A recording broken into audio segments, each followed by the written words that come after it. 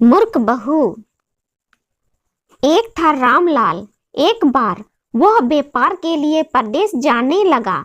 जाते जाते अपनी पत्नी को बुलाकर उसने कहा, मैं परदेश जा रहा हूँ, तुम अच्छी तरह रहना, बच्चों को भी संभालना और अपनी सास को भी अपने बच्चों की तरह देखभाल करना। याद रखना, माँ से कोई काम मत करवाना। पत्नी ने बोला, ठीक है, मैं आपकी बात समझ गई, मैं वैसा ही करूंगी जैसा आपने बोला है, आप आराम से जाइए। पत्नी ने बात ध्यान में रखी। रामलाल तो चला गया। पत्नी ने दूसरे दिन ही माँ जी से कह दिया, माँ जी, आपके बेटे मुझसे कह गए कि माँ को अपने बच्चों की तरह संभालना और उनको कोई काम मत करने देना। अब आप घर पर कोई काम मत करिए, आप तो इन बच्चों के साथ खेलिए, खाइए और मौज करिए। माँ जी गहरे सोच में पड़ गई। फिर बोली, बहू ठीक है, अब मैं ऐसा ही करूंगी। कुछ दिनों के बाद बहू ने अपनी बेटी के कान छिदवाए। उस समय बहू को अपने पति की यह बात याद आई कि माँ को बच्चों की तरह ही संभालना है।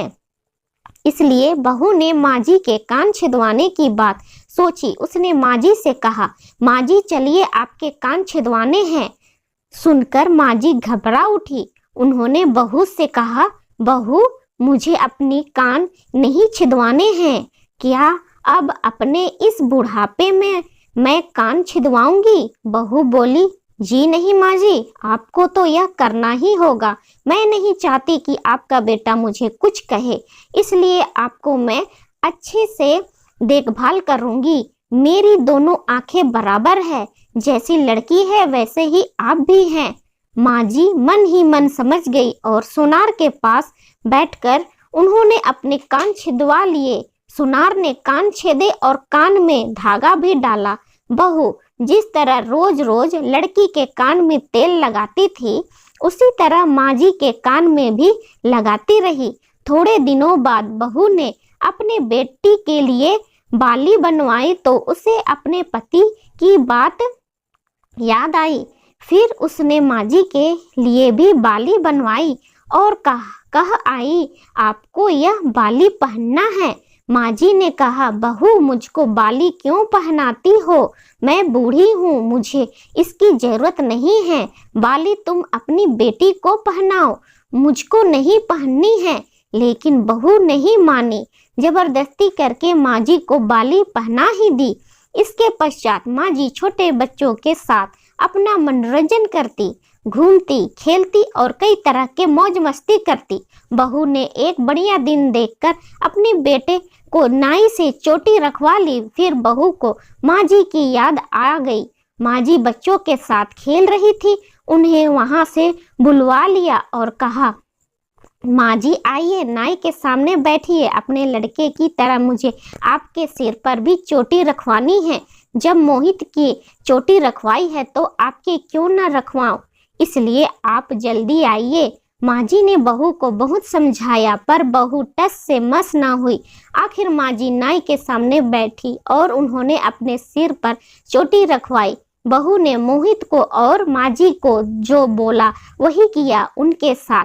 बाद में बहू रोज माँ जी की चोटी में तेल डालती, चोटी गूंथती और सर पर ओढ़नी डालकर माँ जी को बच्चों के साथ खेलने के लिए भेजती। जब खाने का समय होता तो बहू उनको आवाज देकर बुलाती है। ऐसा ही रोज का हाल था। जब बेटा घर वापस आया तो सबसे पहले उसने पत्नी से माँ के बारे में पूछा कि माँ कैसी है और कहाँ है, मुझे उनसे आशीर्वाद लेना है।